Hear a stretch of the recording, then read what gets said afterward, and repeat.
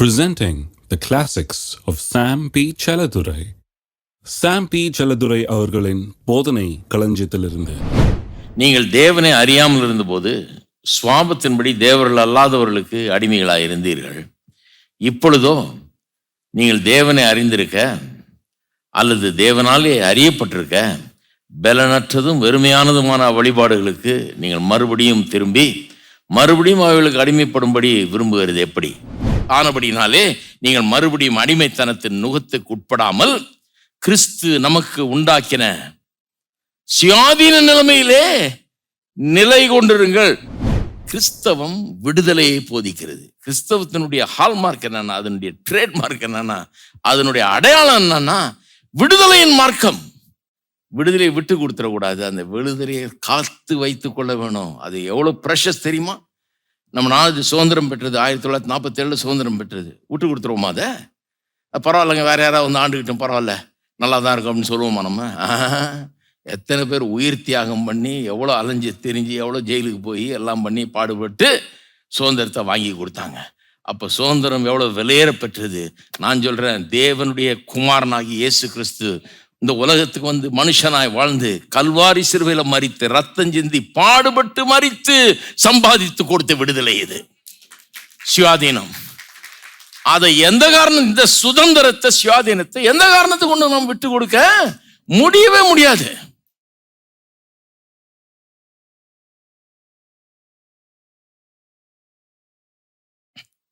சரி, இப்போ 3 கேள்வி கேட்டால் இது விளங்கும். இந்த சுயாதீனம்னா எப்படி, அடிமைத்தனத்துக்குள்ளே போகக்கூடாது, பவுல் என்ன சொல்ல வர்றாரு இந்த 3-4 வசனங்களில் அப்படிங்கிறது 3 கேள்வி கேட்டால் விளங்கும். கடகடன்னு சொல்லிடுறேன். 1, இங்கே 4ஆம் அதிகாரத்தில் 8ஆம் வசனத்தில் எப்படி சொல்லியிருக்கு? நீங்கள் தேவனை அறியாது இருந்த போது சுவாபத்தின்படி தேவர்கள் அல்லாதவர்களுக்கு அடிமையாக இருந்தீர்கள் அப்படின்றாரு. அப்போ தேவர்கள் அல்லாதவர்கள்லாம் யாரை சொல்றாரு? விக்கிராராதனையை சொல்றாருன்னு விளங்குது. அவெல்லாம் தெய்வம் இல்லை, ஆனால் அதுக்கு அடிமையாக இருந்தீங்கன்றாரு. ஆனால் வேதம் எப்படி விக்கிராராதனை போதிக்கிறதுன்னு இப்போ காமிக்கிறேன் உங்களுக்கு. அப்போ தேவர்கள் அல்லாதவர்களுக்கு அடிமையாக இருந்தீங்கன்றாரு. தேவர்கள் அல்லாதவர்கள்னா யார்? அந்த கேள்வி முதல்ல கேட்குறோம். 2வது, இந்த தேவர்கள் அல்லாதவர்கள் எப்படி அடிமைப்படுத்துகிறார்கள் அதை கேட்குறோம். எப்படி அடிமைப்படுத்துகிறாங்க உங்களை? இந்த தேவர்கள் அல்லாதவர்கள் வந்து நம்மளை எப்படி அடிமைப்படுத்துகிறாங்க, அது 2வது.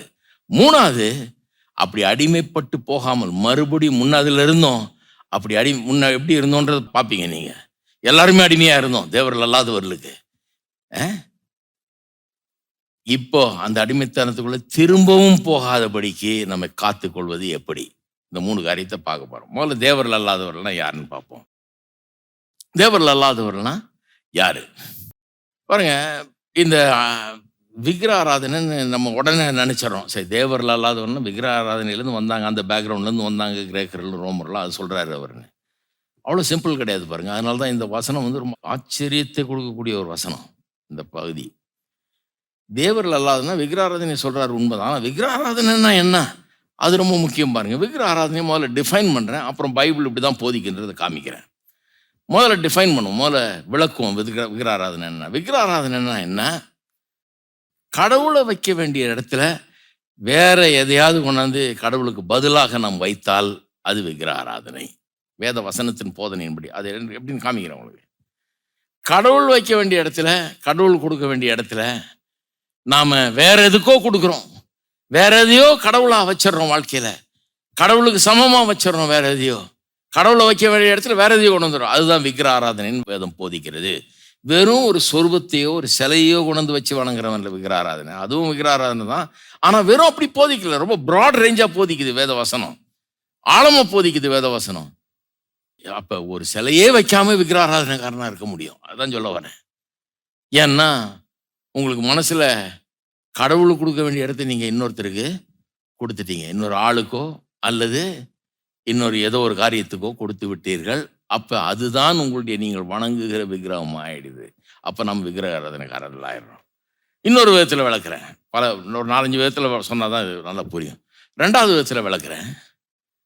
எது உங்களுடைய வாழ்க்கையின் மையமாக இருக்கிறதோ, மையமாக நீங்கள் நினைக்கிறீங்களோ, எதை வாழ்க்கைக்கு ரொம்ப எசென்ஷியல் அவசியமானதுன்னு நினைக்கிறீங்களோ, இதுதான் ரொம்ப அவசியம் எனக்கு வாழ்க்கையில், இதுதான் என் வாழ்க்கையே இதை சுற்றி தான் வருது அப்படின்னு நினச்சிங்கன்னா, எதை பற்றி அப்படி நினைக்கிறீங்களோ அதுதான் உங்களுடைய விக்கிரகம்.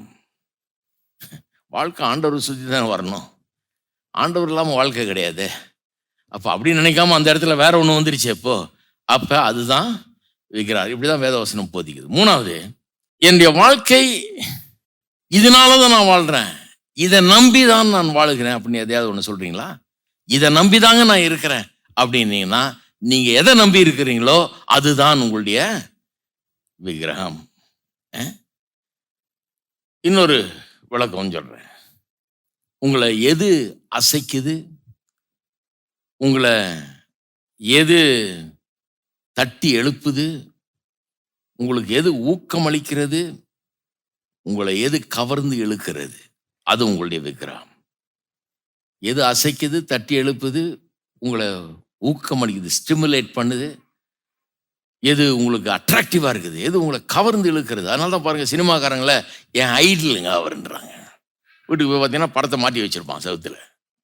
ஏன்னா இவருடைய ஐடல் இதுதான் தெய்வம். அவனுக்கு எல்லாத்தோட இதுதான் முக்கியம் பாருங்க. அதனால தான் சினிமா வந்தோன்னு ஓடி போய் அடிச்சு பிடிச்சி ஓடி போய் உத வாங்கி லைன்ல நின்று சினிமா பார்த்துட்டு வந்தோன்னு முடியாது. டிக்கெட் விற்கிற விலைக்கு 10 மடங்கு கொடுத்தாது. அதுல ஒரு பெருமை, முதல் நாளே பார்த்துருவேன், அவர் எங்க வாத்தியார், அதனால பார்க்காம இருக்கிறது எப்படி? அப்ப கடவுள் மாதிரி ஆயாச்சு. இப்பெல்லாம் அந்த லெவலுக்கு போயிட்டாங்க. தெய்வம் அப்படின்னு சொல்லிடுறாங்க. எங்க தெய்வம் தெய்வமா வணங்குறோம்னு சொல்லி அவங்களுக்கு எல்லா தெய்வத்துக்கு செய்ய வேண்டிய எல்லாத்தையும் அந்த ஆக்டருக்கே செஞ்சு விட்டுறாங்க. அந்த அளவுக்கு போயிடுச்சு. நீங்க அப்ப அது விக்கிரம் இல்லைன்னு சொல்ல முடியாது. ஏன்னா அவ்வளவு கவர்ச்சி அதுல இருக்குது.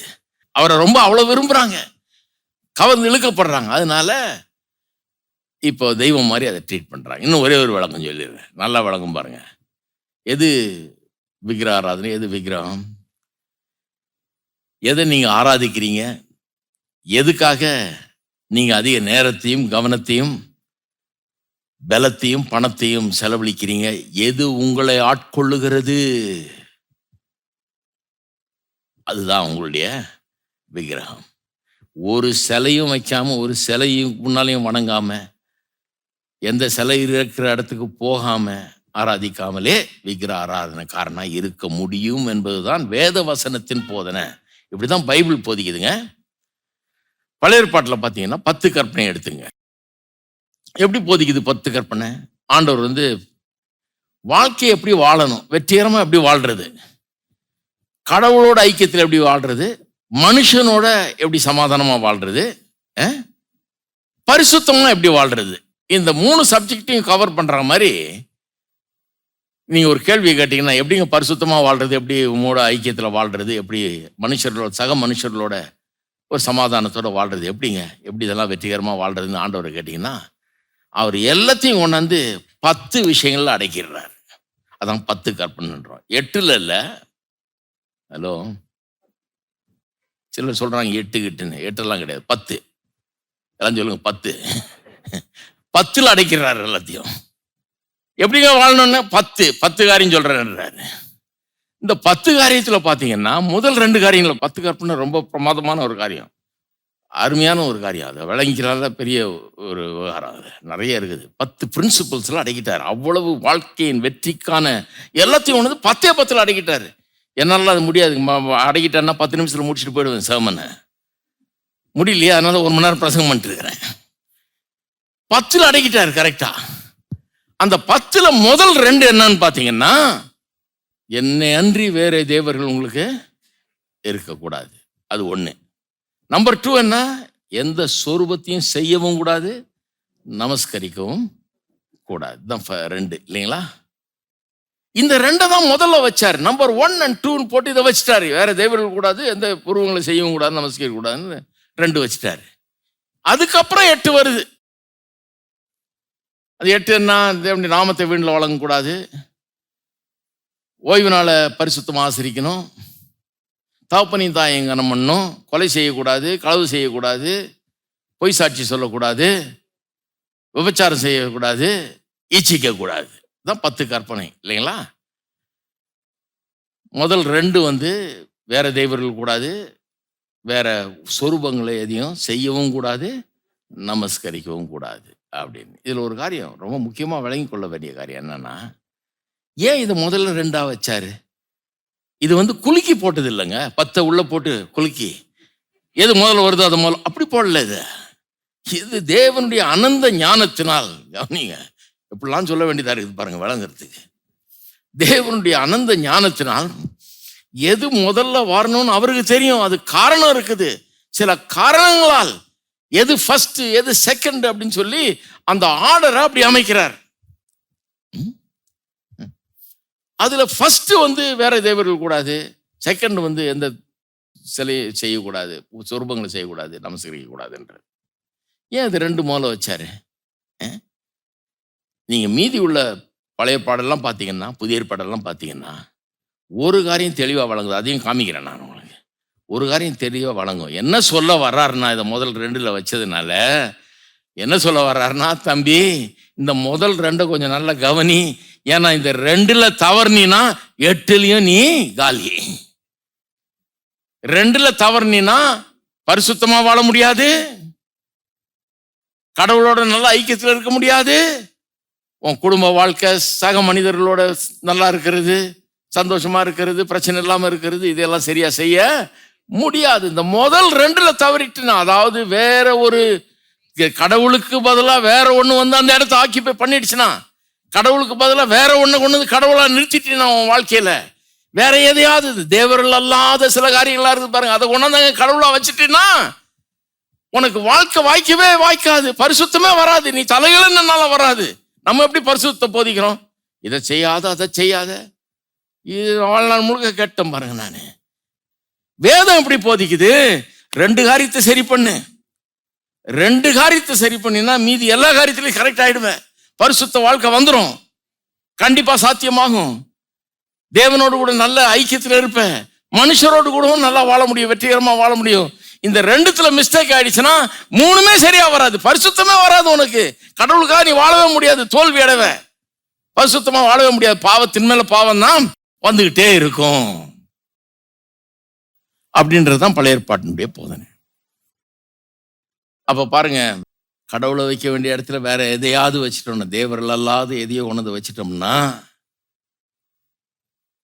அதை நமஸ்கரிக்க ஆரம்பிச்சிட்டோம்னா என்ன ஆயிடுது? அங்க பாவம் பெருக ஆரம்பிச்சிருது. சில உதாரணங்கள்லாம் சொல்றேன். இப்போ தற்சமயத்துக்கு ஒரு சின்ன உதாரணம் சொல்றேன் பாருங்க. பணம் இருக்கு, பணம் நல்லது. ஏன்னா அதை வச்சு தான் சாப்பாடு சாப்பிட்றோம், பிள்ளைகளுக்கு ஃபீஸ் கட்டுறோம், துணி வாங்கி கொடுக்குறோம், வாழ்கிறோம்.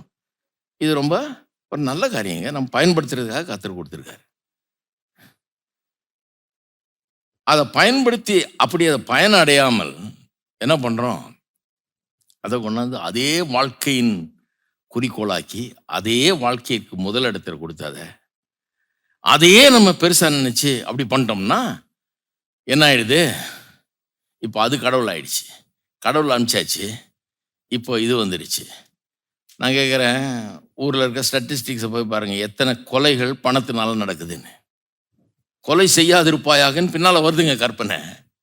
ஆனால் எத்தனை கொலை பணத்தினால் நடந்த கொலை. ஏன் கொலை பண்ணுறான்? என் பணத்தில் கையை வச்சுட்டான், எனக்கு இவ்வளோ ஏமாந்துட்டேன், நான் என்னை இப்படி ஏமாத்திட்டான், என் பணம் போச்சு. இவனுக்கு பணம் தான் பிரதானம். இவனுக்கு பணம் போயிடுச்சுன்னா உயிர் போன மாதிரி. இவனுக்கு பணத்தை எப்படியாவது நான் திருடுவேன், பணத்தை சம்பாதிக்கிறதுக்கு கொள்ளை அடிப்பேன், கொலையும் பண்ணுவேன், என்னமும் பண்ணுவேன்.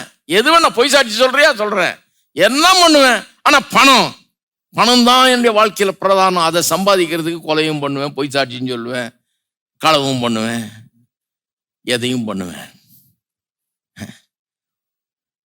அப்ப வாழ்க்கையில கடவுளை வைக்க வேண்டிய இடத்துல வேற எதையோ ஒன்று தெய்வமா வச்சுட்டோம்னா, வேற எதையோ வச்சுட்டா அது தெய்வம் ஆயிடுது. அது தெய்வம் ஆயிடுச்சுன்னா எவ்வளவு பெரிய கோளாறு எல்லாவற்றிலும். கொலையை பிறப்பிக்குது, பொய்யை பிறப்பிக்குது, பொய் சாட்சியை பிறப்பிக்குது, களவை பிறப்பிக்குது. எத்தனை திருட்டு பணத்தினால நடக்குது, எத்தனை பொய் சாட்சி பணத்தினால.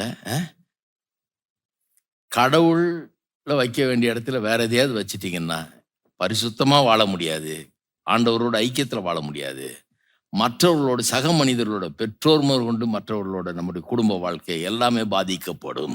இப்படி தாங்க வேதம் போதிக்கிறது. பழைய பாட்டிலே அப்படிதான் போதிக்குது பாருங்க. 10 கற்பனை கொடுக்கும்போது அதுதான் முதல்ல 2 வச்சாரு, அதுக்கப்புறம் 8 வச்சாரு. அதை பற்றி விளக்கங்கள் எல்லாம் படிச்சீங்கன்னா அப்படிதான் வரும். அது அப்படிதான் போதிக்குது பாருங்க. மோசே எடுத்து 3 பிரசங்கம் பண்றாரு. உபாகமத்தில் 3 பிரசங்கங்கள் இருக்குது, நீண்ட பிரசங்கங்கள் மோசே. அதெல்லாம் வாசித்து பாருங்க. 10 கற்பனையுடைய விளக்கங்கள், எக்ஸ்போசிஷன் ஆன் த 10 commandments.